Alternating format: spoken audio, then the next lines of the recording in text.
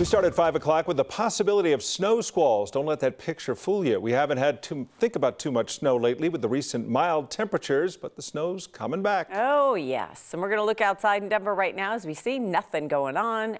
That raises some questions, though. When, where, and how much? Kathy? The snow squalls will be confined to the high country, guys, so anybody traveling up into the northern mountains will be dealing with that wind and blowing snow. Down here, a fast-moving front that's due in the next hour or two. It's going to take our clear skies to cloudy. It's going to be windy and colder, and we'll get some light snow between 7:30 and 10:30. Temperatures still okay. We're 42 in Fort Collins, 39 in Denver, almost 50 in Pueblo. We did make it to 51 in downtown Denver, and now the wind's starting to increase north and west ahead of that front, which will be here in a couple of hours. I think we're going to eke out the evening drive before this system rolls through rapidly. Radar indicating a bit of light snow on the north and west facing slopes and some wind advisories up around Cheyenne. We had a gust to about 40 miles per hour up that way. Winter weather and travel advisories in this zone that you're seeing in the blue area, and that's where we think the snow squall potential will be if it happens at all with the wind and the snow. Highway 40 and areas in and up and around the Steamboat Springs area. We're clear now. We get the snow developing around 8:30, but boy, by 11 o'clock tonight, it's basically south and east of the area. Tomorrow is not going to be a sunny, warm day. It's going to be a windy and cool day, but it's ahead of a weekend warming trend. You're going to love the numbers. So here's where we have the snow beginning, 7:30 to 8 o'clock. Coming up in Maine weather, the timing, the amounts, and again, that much advertised weekend warming trend. We turn now to the family of two Venezuelan men asking for further investigation after they were found dead in a car in Denver. It happened back on January 29th.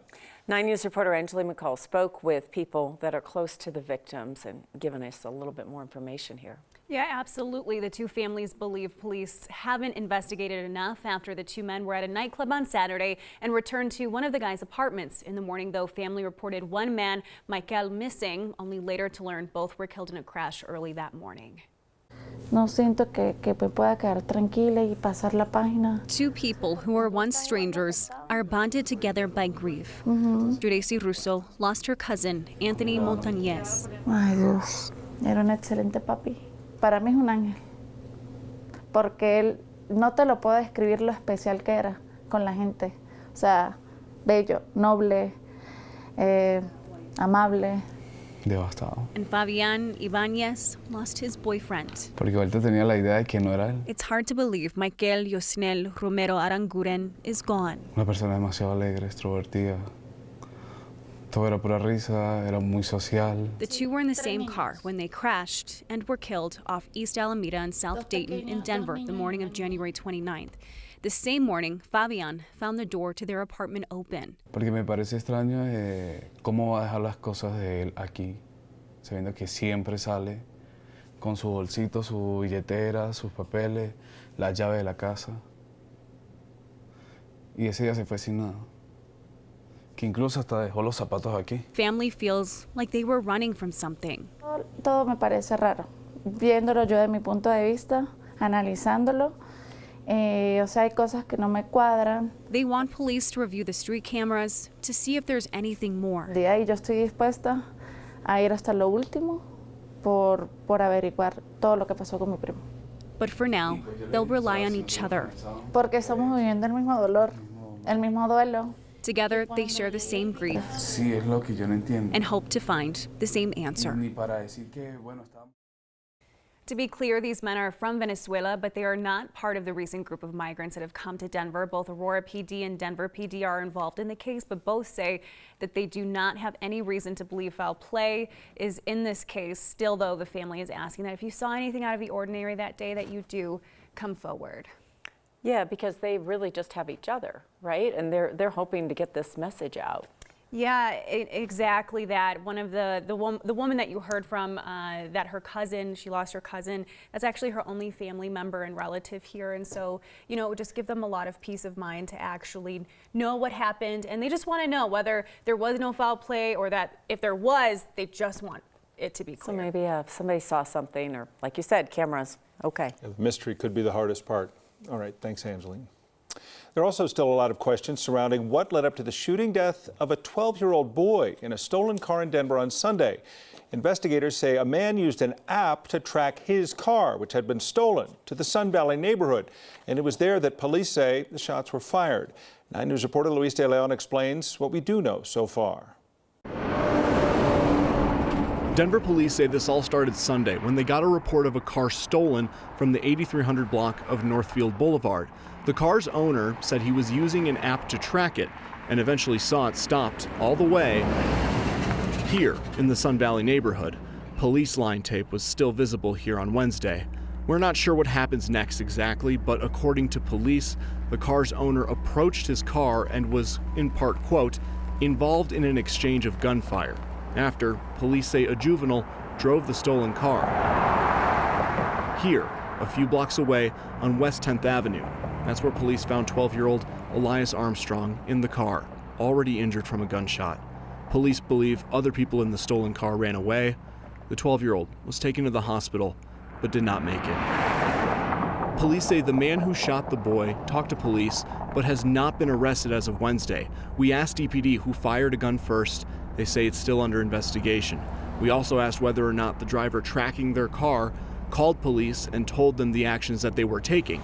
DPD said they could not discuss that because of the investigation. A DPD spokesperson did tell us in a statement that they recommend against owners trying to recover their own stolen vehicle, saying car thieves could be armed.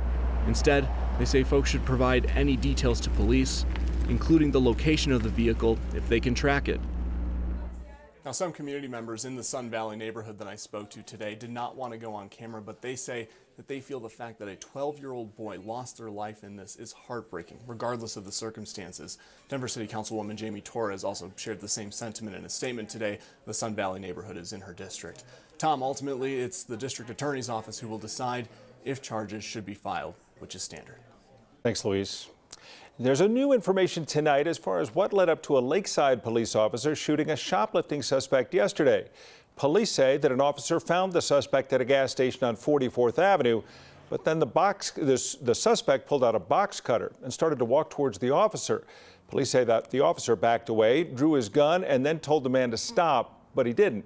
Their account says the officer fell backwards with the suspect still moving forward. That's when they say the officer fired and hit the suspect in the leg.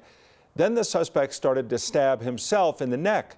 Other officers arrived and were able to restrain the suspect and apply a tourniquet until he could get to the hospital.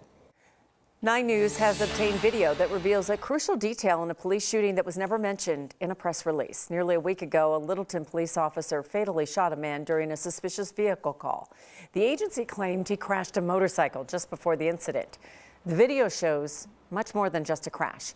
Investigative reporter Jeremy Halhola obtained video showing the officer rammed his car into the suspect. And Jeremy, there's more to this story. Yeah, there definitely is, Kim. It starts with a press release from the Littleton Police Department describing what led up to one of their officers fatally shooting a man who was on a stolen motorcycle.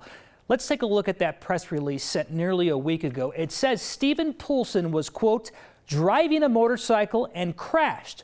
When the officer attempted to contact him, the individual ran and produced a gun. It sounds like he crashed on his own, right? Well, yet this video shows much more than just a crash. It shows an officer ramming his patrol car into the suspect, who then takes off running. The officer then gives chase before the shooting. This video file actually comes from the Littleton Police Department after we obtained a cell phone video of this same security video.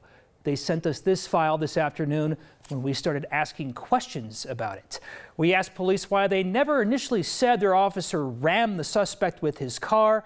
A spokesperson said at the time the press release was based on preliminary information gathered in the early morning hours after that incident. The officer, in the meantime, remains on paid leave as outside law enforcement agencies investigate. Back to you. Yeah, definitely not what most of us would read into that initial press release. Definitely not. Cameras tell a different story. Thank you, Jeremy.